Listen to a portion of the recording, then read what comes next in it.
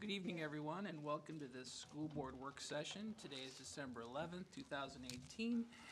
I'd like to remind everybody about the purpose of tonight's work session. The purpose of the school board work session is to build trust and teamwork, to exchange information, and when applicable, to provide direction in order to facilitate efficient and effective decision-making at regular school board meetings. Today's topic is the Enrollment Capacity Management Advisory Committee, ECMAC update, and the tax levy update. But first of all, we'd like to introduce everyone around the table. I'm Jim Brigette, school board member. Jessica Craig, school board member. Jim Bauk, interim superintendent. Patrick Smith, interim assistant superintendent. Jackie Mosqueda Jones, school board member. Dean Henke, school board member. Tim Palmetier, general counsel.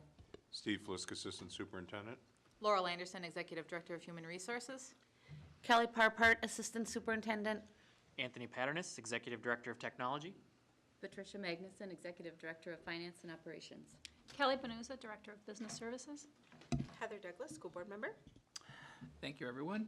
Now I'll turn it over to Jim Bauk. As Jim outlined, our two topics tonight, and we'll start with the ECMAC report first, and I'm going to turn the floor right over to Patricia, and you'll take it from here and lead us through both topics this evening. So. Yes, thank you very much. School board members, Superintendent Bauk, and members of the cabinet. We have just a few updates for you about the work of ECMAC. I want to give you, they're really just two new artifacts and a reminder about where we're heading with the group. Right now, we have just started the work of our subcommittee, the attendance area team. We've held 2 meetings, and they are just getting their work started. We'll get together again on Thursday, and they are a very interested group of folks and have asked for a lot of background and history information, so they've done a great job of getting grounded, and now we'll start our work in earnest on attendance areas on Thursday, and I'll talk a little bit more about that. Next week, we have a full ECMAC meeting, and at that meeting, we'll start to review the results of current year's enrollment projections and then talk about what that does to change the enrollment projections for the future. And then after that, we'll start really looking at capacities again and determining whether anything's changed at the buildings. Are all the programs at the buildings the same as they were? Are class sizes running about the same, so that we can make updates to our capacities so that the work of the attendance area team can match up with the work of ECMAC. So the cycle is underway and it's working. So the first document that you have in front of you is red and green. And I just want to show you a couple of things. What this represents are variances from projected enrollments for this fall's students. So as of 11/1/2018, you can see that up at the top. I'll take you through parts of this document so you can just understand how to read it. We created this visual to help us check in. It came out of our ECMAC work, trying to make sure we got as precise as we could on enrollment projections, but knowing that was never going to be quite possible to be 100% accurate. But if you go to the bottom right-hand corner and you see a red highlighted cell with the number -21.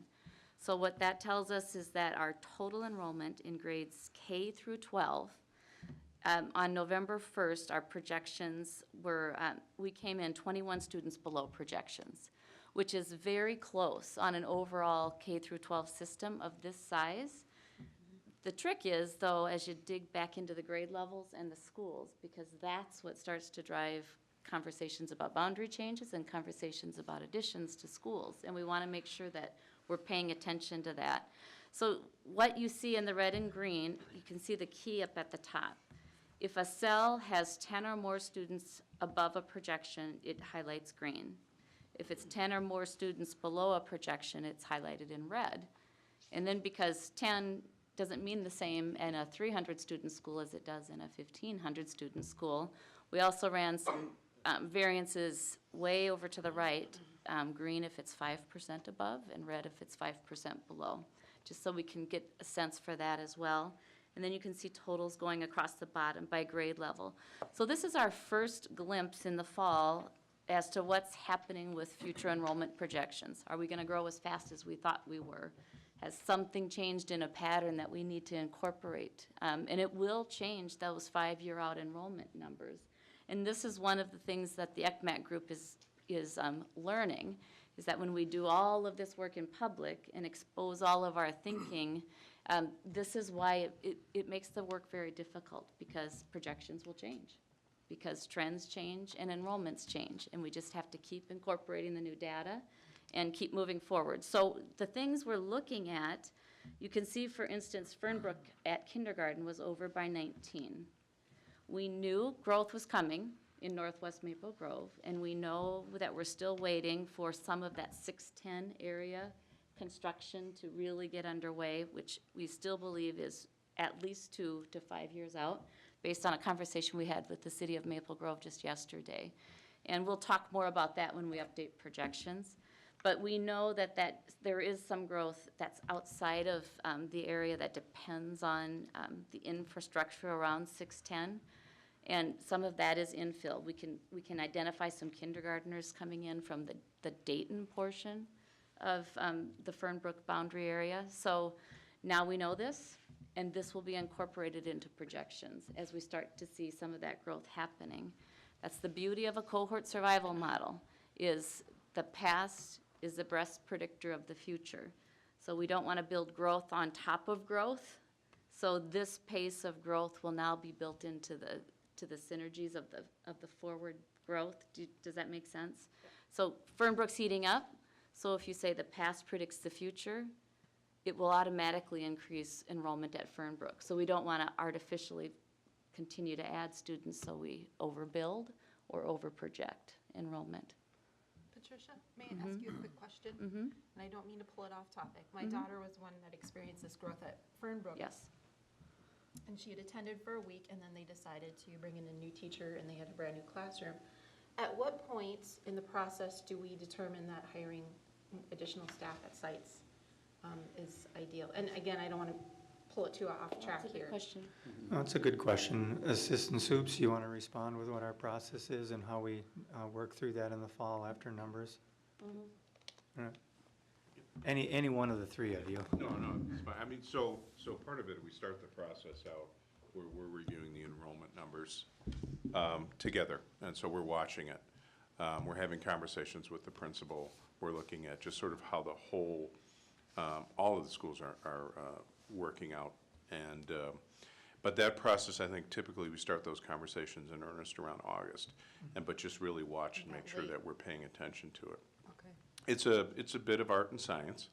So, when we get to a certain point where we decide to, provide additional FTE, that's after multiple conversations to look and see. But, again, space considerations, those conversations with the principals, looking at the needs, and all of that sort of comes together. And then we as assistant soups have that conversation to really see if this is the best place, because how we deploy those resources matters. And so it's really sort of a combination of different things, but it really starts at watching those data numbers, and then also in some cases, or in most cases, going out, looking at the classrooms, seeing how it's impacted, as we begin the year. And we're also doing this during the process of monitoring all the drops and adds at each building, so to know what students actually are showing up in September.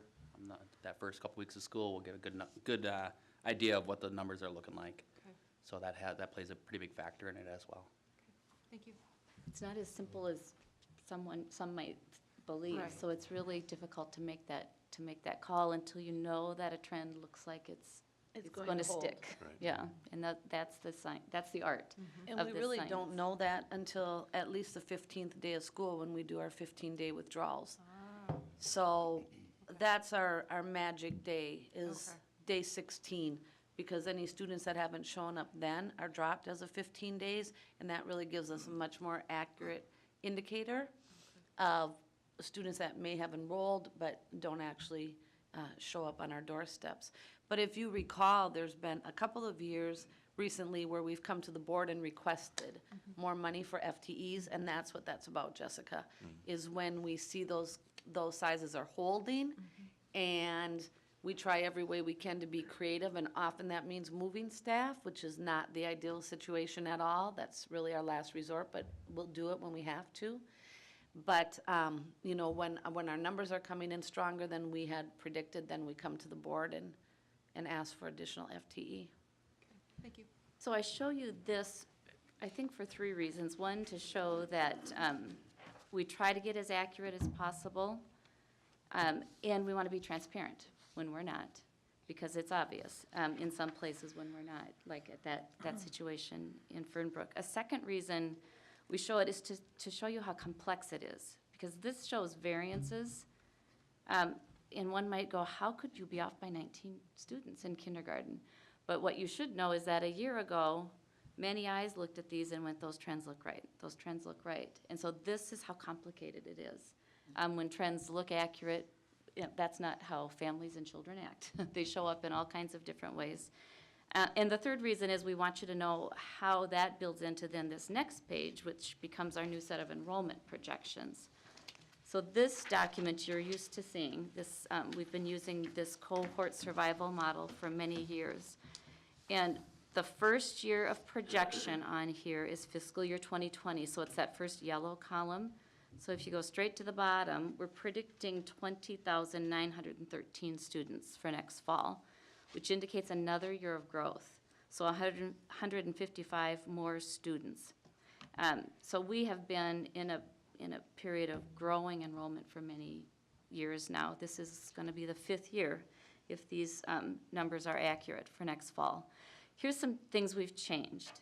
Because of grade span change, and I think we're in the 4th year of grade span change, and because some of the growth that's been happening now that that housing starts have begun again and some turnover is happening, we tightened up our survival model. So we had for many years used a 7-year cohort survival, which would look back 7 years and over time, and those trends were very reliable for us. But because of grade span change and because of just the change in housing patterns, we've tightened it up and now we're using a 3-year survival. We think the past 3 years are a better predictor of the future than going back 7. It was kind of dragging down the enrollment projections. And you can see by how much more accurate we're getting in total, that that's an indicator to me that the survival model is working. We shortened it up a little bit last year and we shortened it up this year to 3-year. So that's one thing that we've made a change on based on the trends. And I just want to reiterate again that these predictions do not yet include that future growth in Northwest Maple Grove around the 610 area. I think we might have someone from the city of Maple Grove come into our January ECMAC meeting and help and have them explain why we think we have time on that growth. There is some growth that's happening, and those are built into the model as I described to you. What we think is going to be happening in that area, based on a conversation this week, is that there'll be master planning and some infrastructure for the summer of 2019 and the summer of 2020. So really, it's not until that 3rd year from now that some growth, maybe 1% of the growth, will begin to happen, and it'll build out over 5 years. And we're looking now at densities, what they predict the densities will be. Will it be apartments? Will it be townhomes? Will it be single-family homes? And then we have a new tool with our Guide K-12 software that can tell us in Maple Grove, when we have a new single-family housing development, how many students come out of there. It's about a half a student per home, but we just want to drill in as precisely as we can. And that's the fun that ECMAC's going to be having in our next 2 meetings, trying to predict that so we can really start to build in that growth. Because it's a time now. We're starting to see that the growth is coming and we need to start building it in. But it won't really begin till the fiscal 2022 data. So I think the plan that we had talked about, our short-term and long-term plan, the dates seem to be falling into place the way we had predicted. So the last thing I want to show you, and again, I'm very sorry that this is tiny, but I want to show you the plan, what ECMAC's going to be doing. So I've foreshadowed a little bit for you that here we are in this second blue sort of column on December 11th, giving the board a quick update. All the peach are attendance area team meetings. So we're going to really get into the software. We're going to break up into 2 subcommittees on Thursday and start building boundaries in silos and then come back together. So we'll just get started on that. And then we have 2 more full work meetings in January and February. We'll get a little feedback from ECMAC and then finish up the work, if all goes well, on February 28th. And then in the meantime, ECMAC's going to update enrollment and capacity and likely feed new data into the attendance area team group because enrollments will have changed, which will change the number of students we're predicting in these schools. We also need to update our estimate for capacity at Oakview and at Garden City if we keep construction on the table as an option. And then we'll be back with the board again, I suspect, in around early April. ECMAC will have reviewed the work of the attendance area team, and then we'll be able to come back. What I'm suspecting or predicting is that by April, we'll be able to bring forward a recommendation on that short-term option. Do we really think that a boundary change is still justified? Do we really think that the construction, that short-term construction is really necessary? And then we can bring that forward with some options maybe for the board to talk about. And then we'll continue the full 5-year work with ECMAC for 2 more meetings. And then as usual, as we've created a pattern around, by late April or early May, we'll be ready to, with the final summary of progress report. That's more of our 5-year lookout. And there might be some new things that ECMAC wants to surface and, or the same things, could be the same things. So I think we're still on track for the short term and the long term. And the work that the board has done this fall to allow construction in a short-term manner to be on the table was really important. Otherwise, we'd be trying to sort this out with only boundary changes, and this gives us another option to work with. So with that said, board members, questions on the update Patricia's provided you regarding ECMAC and the work that's being done right now and the future work? I do have a question. It's maybe a little bit off topic, but it is related to this first sheet that you gave us with the above and below projections. And I was curious, looking at it at Palmer Lake, that's, you know, significantly down, you know, that 8% below. Is there something happening over there where we're losing students? What we try to do is look at what's happening with charter school activity as much as we can. We can track students, so as long as they stay in the public school arena, we can in some ways track their activity. I don't know that the answer precisely. It's going to have something to do with either a charter school activity or a private school activity would be my guess. I'll be drilling into those with the team. I don't know the answer to that precisely. Okay. And then I did have, Jessica asked a question that I had wanted to ask too about that 19 kids. I wanted to know, is there a little bit more you could tell us about that? I appreciate the information about the 15-day drop and how you have to kind of wait for that to know what's coming. But being that even after the 15-day drop, we still had 19 more kindergartners, was there enough foresight that we could have projected that we needed a teacher before the start of school?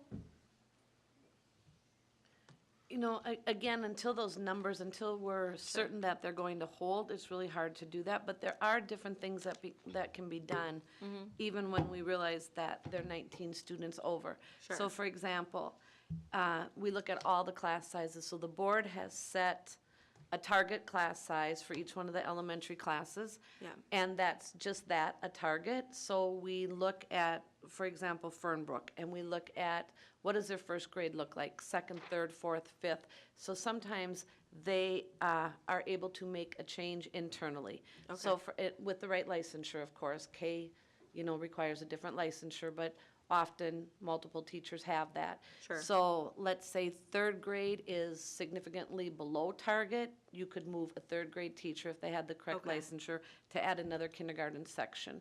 So there are ways that we do that. Okay. And in DLTL, we try to hold some of our FTE in reserve so that when a really unique situation like that occurs, we do have a couple of FTE that we're holding in abeyance so that we can pull them out for that exact moment and deploy those, for example, to Fernbrook. Sure. I would just say and we this, did do Heather, I that. think kindergarten is the most difficult grade to project. Yeah. You have parents, at least in my experience, that will enroll in multiple kindergarten programs. It might be a private school, it might be a charter school, it might be the local neighborhood school, or they might be also filing, you know, an open enrollment to send their child to a different public school altogether. Sure. So I've seen parents, at least in the last decade or so, have that smorgasbord out in front. So we're counting on them to show up, or maybe counting on them not to show up because they've indicated something else, something falls through. It just, my experience, I've seen kindergarten numbers go up and go down.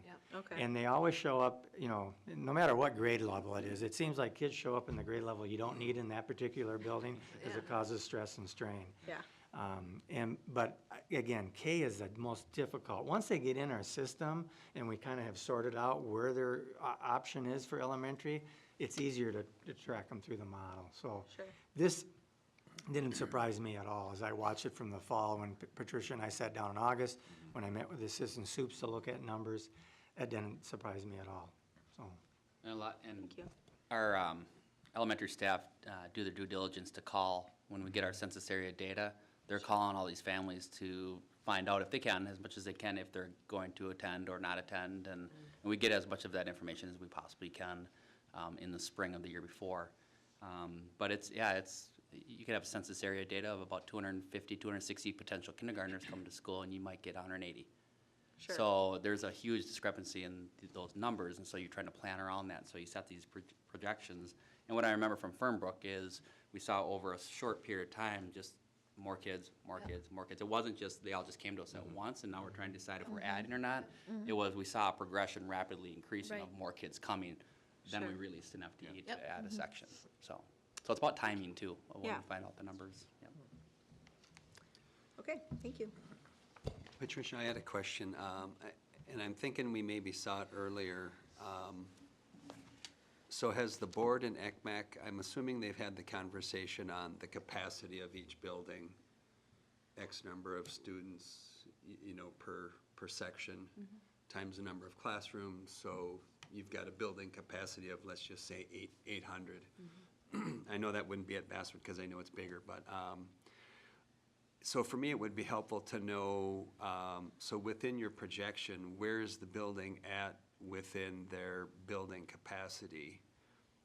So if I know Basswood's at capacity in your projections, you know, you've got a variance of 39, then I know we've got a real trouble spot. If a school has capacity, and it shows that we're over projection, then I'm not as concerned because we've got room within the building to put the students in there, and so it's kind of, have you guys had that? I thought we had data on that. They've provided that data in Okay. previous meetings. This, I think, is just more of a broad overview. Yes, it is. Yeah, kind of the plus or minus by classroom, Can you say a little bit more about the Dayton census area? Is there one or more feeding into Fernbrook? There's a little bit of the city of Dayton that is part of the Fernbrook boundary area and has been for a while. And there's some, I'm trying to think of the name of the developments. Yeah, because in that area. there's two that come to mind. There's the one, well, that would be too new because it's under construction, immediately north of the high school, off of whatever, County Road 121. That one's too new. Are they pulling from that Lennar development? Yeah, that's one west of them. That's one of the names. the park reserve? So north of 81 and then west of, there's that whole big Lennar home development in there. Is Fernbrook pulling from that? You know, I want to make sure that we're talking about the same thing. I don't want to Okay. try to guess at that. But there's a little bit of Dayton, and we can identify several kindergartners coming out of that brand-new development, and so it's- Yeah, because where my mind was going, I know like 8 or 10 years ago when we had our significant school and boundary changes, like the gravel pit area that feeds Rice Lake, that really wasn't there. There was nothing there. So that's probably built out. It's probably a known quantity. And so I'm assuming as you're looking at this going forward, it's taking like that gravel pit area, has that kind of stabilized? If so, what does that look like at Rice Lake and the other schools that it feeds? And then, so now what's open? I know they're working on 610. And actually, as I went through there, there's that whole stretch on the south side of 610, east of the Hy-Vee, that's, man, all of a sudden there's like homes and apartments. So that's kind of more my concern, you know, now going forward. Where are all these new developments coming in that had historically sat vacant? And where do those attendance areas plug into our various schools? Because that's going to be, you know, that's going to be our immediate pain point, whereas on the other end of town, Basswood, you know, all of that development, south and west out Bass Lake Road, looks like it's pretty much done, and we know what that did with Basswood and Rush Creek. So now for me, it's kind of what are those next new areas where, and where are they all gonna go? That's why we split the work into two parts, one being short-term, as in that southwest area, we've sort of stabilized and built out, and Yeah. we still have some pain, so we're trying to solve that in the short term, and then knowing that there's some long-term growth, and all of that is in the Fernbrook attendance area. So All of trying to it? sort out the majority of the new growth, because Fernbrook has a wide swath It of does. the northwest attendance corner area. of the district, so. Do you mind if I just ask a quick question about No, that? go ahead. You know, when we're thinking about that and that huge area that's all Fernbrook, Weaver Lake is over there, and it's a magnet school, but, and I don't know if we've really talked about this specifically, but reopening that and moving the magnet to a different school that's under capacity, would that be something that ECMAC would look at? It's supposed to be on the- You know, I mean, Absolutely. just, I feel like there's a potential for a huge amount of growth over there. And we do have some schools that, you know, might be better suited to take on the smaller number of students at Weaver Lake, not eliminating a magnet, just moving it. Sure. Yeah, absolutely. Well, I think all the options are on the table, and that's what Yeah. we'll see as a board coming up in, well, the recommendations will be before us April 9th, or thereabouts. Yeah, somewhere in there. So- I think it's all relevant. Any other questions from board members on the ECMAC work? It was really just to give you a brief update. Obviously, they've got lots of meetings in front of them, lots of work to do before they come back in April, so. Okay, our second item for tonight is tax levy, and we're really, Patricia and Kelly will go through some information with you, and we really want some direction tonight on the final payable tax levy for action next week at your board meeting. So with that in mind, I'll turn it back over to Patricia, and you have the floor again, and you have Okay. some information to go through, and then we'll stand for questions. This, board members should be very familiar to you. We have a tax levy that's going up by about 7.3%, $6.7 million, and you can see the funds here. And as a quick reminder, these are the funds that we levy within. So for instance, you won't see the food service fund on this list because there's no levy revenue in food service. So, and most of the growth is coming out of the general fund. And the next page takes you through all of those details. So if you go to the very bottom, the general fund, the third column shows a growth in the levy of $6 million. The lion's share, about half of that, is coming out of the operating referendum. And there's a few things happening with the operating referendum. One is, as you just saw, we've been in a period of growth in enrollment.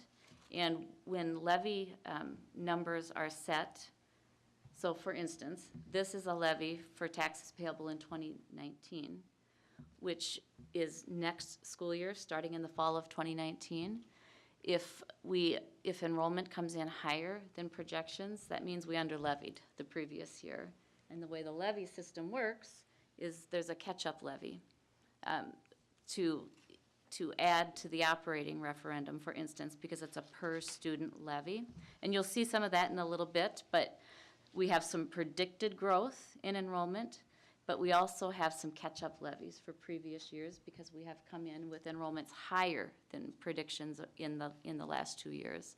So that's happening, and there's a voter-approved increase in the operating referendum that's set to inflation. So there's a lot of reasons that the operating referendum is increasing. A couple of other lines I want to point out, way down toward the bottom, about the fourth or fifth category from the bottom, is long-term facilities maintenance. And you see a large reduction in the pay-as-you-go levy for long-term facilities maintenance. There's an offsetting increase in debt service, and you might recall as we talked about our bond issues for LTFM, we try to match the tax impact. So within the general fund, we levy for long-term facility maintenance on a pay-as-you-go basis. But within debt service, we, like a mortgage, we have debt that we pay off over 15 years. And so that activity happens in debt service. And we try to match those two sets of activities to keep tax impact flat. So while there's a big decrease here in the general fund, there's an offsetting increase in debt service that we had planned for. And the other one that I want to point out is the line just below LTFM. It's titled Building Leases. And if you go across, that's increasing by $1.2 million. Included in here is the capacity to make the additions at Oakview and Garden City that the ECMAC attendance area team is working with right now. We've kept this in the levy so that we can keep building additions as one of our short-term options. Now, when the attendance area committee and ECMAC complete their work, we'll bring those results before the board, and you can determine based on whatever recommendation we bring forward, whether we'll go forward with that or not. But keeping it here in the levy keeps that as a short-term option. Patricia, just to make it clear to board members, that levy is in place. If you approve that to be as part of the package next week, that will be in the tax levy as certified. And if ECMAC's recommendation or your decision is to not opt to do anything with building, then we reverse that levy out the following year and equate those dollars back to our local citizens. I just wanted to remind board members of that, and our two new board members out in the audience. There are very few options to add classrooms space for school districts. This is one of them, and it can be complicated, but it's one of the options we have. It's one of the few options we have. The next page starts with the Community Service Fund. There's not a lot of change within Community Ed. School-age child care levy is the largest change, and that's to cover the costs of providing services to students with disabilities in our school-age child care program. So that's what that increase represents. And then within the debt service fund, really in debt service, we can only levy for the principal and interest of debt that the board has approved. And in the first category, you can see the scheduled principal and interest for the capital facilities bonds and the long-term facility maintenance, that increase I had talked about earlier. There's a reduction for debt service excess, which is a little bit complicated to explain, but what it is by state law, school districts are required to levy 105% of what's needed to make principal and interest payments on debt. That's to ensure that if there's unpaid taxes or delinquent taxes, that there's going to be sufficient revenue to cover our required debt service. Over time, because we can make our debt service payments at 100%, that builds up a fund balance. And there's a mechanism in the levy system that calculates a reduction then. Says it's time, your fund balance is high enough in debt service, you need to pay some of that back to the taxpayers. And it just happens as a matter of course. So that's what that increase is. The fund balance builds up, it goes back to taxpayers. It's the only thing that the funds can be used for. Debt service funds can't be transferred into any other fund. So that's just a matter of the way the law is written and the way the levies work. So that gives you the total of 7.3% increase in the levy. And I wanted to talk to you a little bit about what's happening with tax rates. I'll have more detail next week. We'll have some examples of different valued homes and what the tax impact looks like.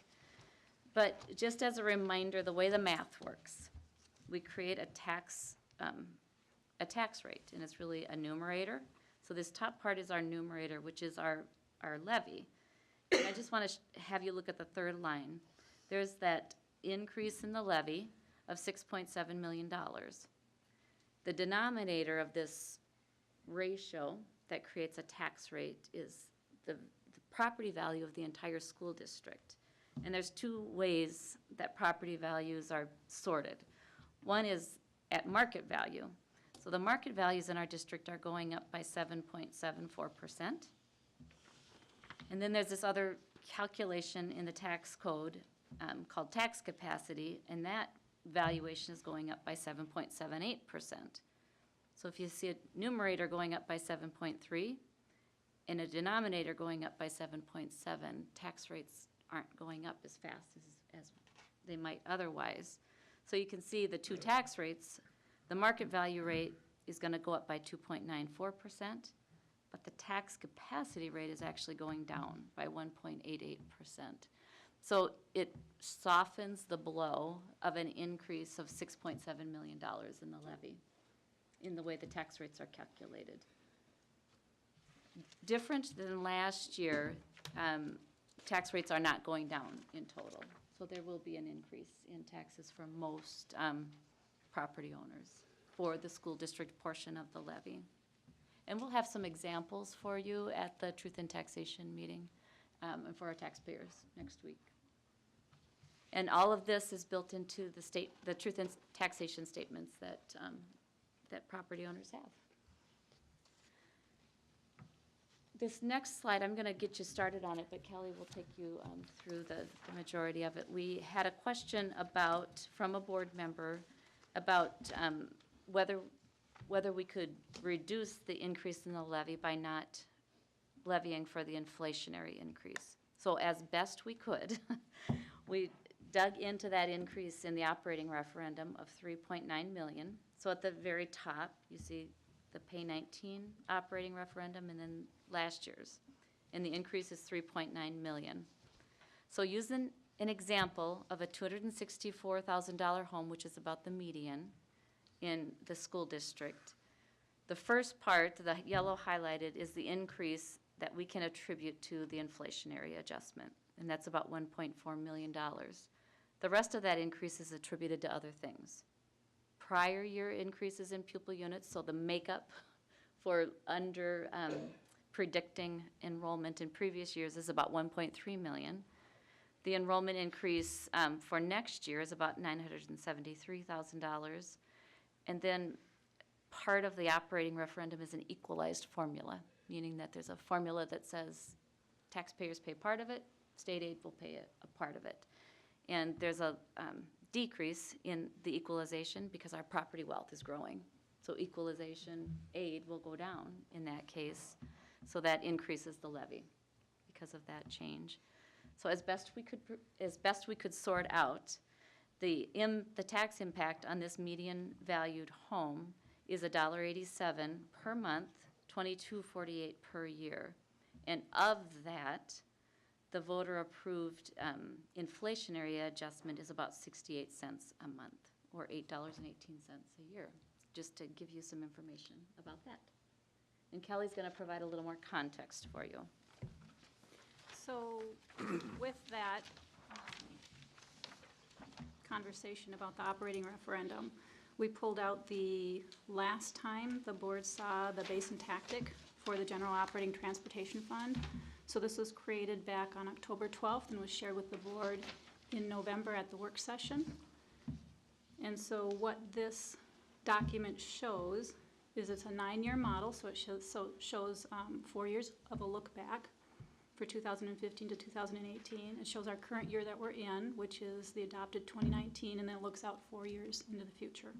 So one of the big targets, assumptions that we have in here is that we're going to maintain a minimum 5% fund balance. So if we look at our expenditures, we're going to maintain that 5%, and that's per our school board policy. So when we look at this document and focus on the 22-23 columns, so the last 2 columns of that document, if we skip the blue section and we go down to the gray section, in the tactics related to expenditures, so it's going to say our revenues and expenditures first, it's going to do our tactics related to revenue, and then it's going to say our tactics related to expenditures. In those tactics, in order to maintain that 5% fund balance, we have operational reductions projected of $3 million and $5 million, okay? And those are important numbers. So if we think about our fund balance target at the end of 2023, with those operational reductions in place, we'd be at a 5.04% fund balance. So now if you pull out the next document, and it's clearly labeled for discussion only, right, for this evening. And so the only thing we changed in this document was, if you look at the 2020 column, and you go down again to the gray section, and you can see elimination of the inflation on operating referendum, we put a $1.4 million number in there. So Patricia just shared that number, and it wasn't a rounded number, but that number still might change. So to be safe, we put in 1.4 million. And then the assumption is that 1.4 million is gone for 2021, 2022, and 2023. So you never recover from that 1.4 million. Right. So this one time, or it continues each year? So it continues every year, right?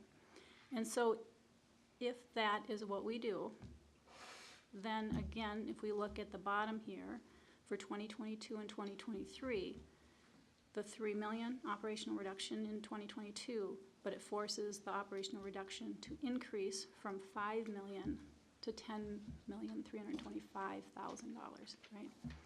In that last year, okay? All right. So then we had an opportunity to utilize our fiscal committee. So we have a finance committee that we meet with on an annual basis. And we had a meeting last Thursday evening. And we asked the question, after we showed those two documents that I just shared with you, for them to weigh in on what they felt was the right thing to do from a financial perspective. And so when we had that conversation, there were really three themes then that emerged from that conversation. So the first one was, it's a reasonable discussion to have, right? Because we're talking about year-to-year increases. So it's a reasonable discussion to have. However, the timing of the conversation regarding the inflation should really come right before we vote, because we've already asked the voters. So that was the first theme that came from the group. Second theme was, the voters have already weighed in on this conversation, so they didn't feel that this was a good item for the board to consider for a reduction, because they have so few opportunities, as Patricia shared, where the voters get to weigh in. And then the third one was, if we look at those two documents, we're really forcing that operational reduction in the future to increase significantly.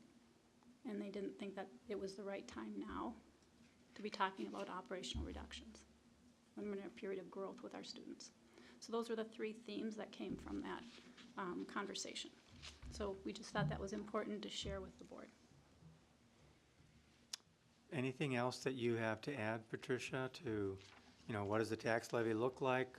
What does it look like without the inflationary increase, which was a question asked by the board as a possible cost savings measure for our taxpayers and the resulting action? Anything else that? No, I would recommend that we go forward with the tax levy as it's been presented here tonight and not make that reduction. Because the tax rates aren't increasing very significantly.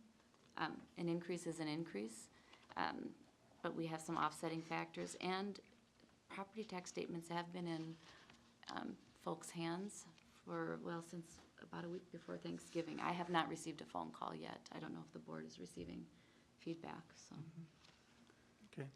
With that, before we go around the table and ask where board members are, questions, board members of Patricia and Kelly about the tax levy or the budget impact if the inflationary amount is withheld for that period of time over the next 3 to 4 years and the resulting impact. So, board members? I just wanted to mention, thank you very much for calculating this. That is definitely, it's good to have our eyes that far out into the future and know the impact of these decisions we make today, what that's going to cost us in the future, especially for something that was voter approved. So, thank you. Thank you. Other comments, questions? I don't have any questions. I just wanted to echo what Jim said. Thank you for providing that additional information and how it will affect years to come. I just appreciate being able to see all that, especially this pulled out separately what each thing equates to. So thank you for sharing that. Yeah, I would also say, thank you for the calculation. And I apologize, I was thinking while you were mentioning, which was the group that had weighed in on the question? of Fiscal. the Fiscal, our finance committee. Okay. And I apologize, I do not know who's on the fiscal committee nowadays. And then just walk me through, so if we pulled out 1.4 million one time, I'm just trying to wrap my brain around how that would carry forward into other years. Were they assuming it was 1.4 million every year, or just the one time? Every year, Pardon? every year. Every year. Okay. Oh, the assumption okay. is every year, yeah. Okay. And I asked that because the question I had was, it was built around the fund balance, and so for the last, since 2017, we've been adding dollars to the fund balance. This past year, we added about, I'm gonna ballpark it, 3.5 to 4 million to the fund balance. So we've been growing the fund balance, and it will continue to grow into 2019. And so that was my reason for asking what's the inflationary piece for the 1 year. Knowing that we've been favorable to budget and adding to the fund balance, to me, it didn't make sense to continue to add dollars to the fund balance when we're already in a healthy position. And I know what the years going forward look like. So thank you for that, and those were my comments on that. Okay. Other questions, comments, board members at this time? Well, as a board member, this is always probably the most stressful thing that I go through every year because so much is at stake. And I have no doubt that the money is managed well, that you guys do a phenomenal job at the work. There's no doubt in my mind, and I'm very proud of the work that goes into this each and every year. So don't think you don't have my support in that way. But I am worried about the 7.3%. It's significant. It's above Hennepin County. It's a big decision. So I'll just keep on thinking on it, and thank you for all the work. Appreciate it. Okay. Maybe we can go around with, as long as Jessica has started, we'll go around the table and Sorry. see where, no, that's okay. Okay. We'll go around the table and see where people are at. Jim, any comment about direction on the tax levy and what should be presented next week? I'm Position? supportive of Okay. the plan moving forward. All right. Heather, I'm supportive of the plan moving forward as well. with the inflation piece being in there? Okay. Yes. Down to Dean, we'll come around. Yeah, I would prefer to take out the inflation piece for this 1 year. All right. I would like to keep the inflation piece in. Okay. And then I did ask Mike, I knew Mike couldn't be here tonight, and he would prefer keeping the inflation piece in. So I think where we stand right now is we will present it as we have packaged it this evening, and then, board members, you'll have to consider that and decide how you want to cast your votes next Tuesday, if that's okay. I see head nodding, so, all right. Thank you. Thank you, Patricia and Kelly, for collecting that information. Board members, any other questions on the tax levy piece tonight before I hand it back to Jim? Nothing else? Can I circle back to one thing? Depends on what it is, Dean. It's not budget, it's still the enrollment piece.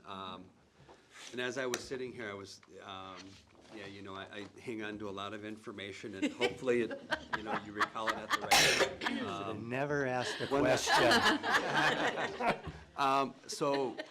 So many years ago, many boards ago, one of the, and I'm not saying we do it now, one of the questions that had come up in looking at the size of the buildings, the way the district grew, a lot of our smaller elementary schools are kind of on the east-southeast portion of the district. And I don't know what they have for land footprints. One of the things that had surfaced years ago was, do we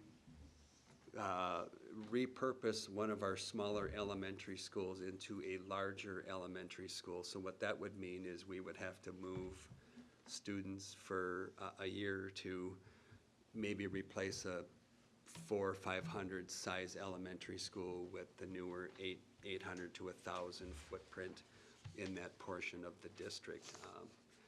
So that did surface years and years ago, and obviously it didn't go anywhere for a whole bunch of different reasons. And so I just wanted to just surface that piece of historical thinking. I don't even know if it's the right thing to do, but it did come up. Okay. All right, thank you. It's back to you, Jim, for adjournment. Right. There are no other questions or concerns, and we will adjourn for this evening. Thank you, everyone, for coming. Thank you. Yep. Thanks, Jim. All right, we have a schedule.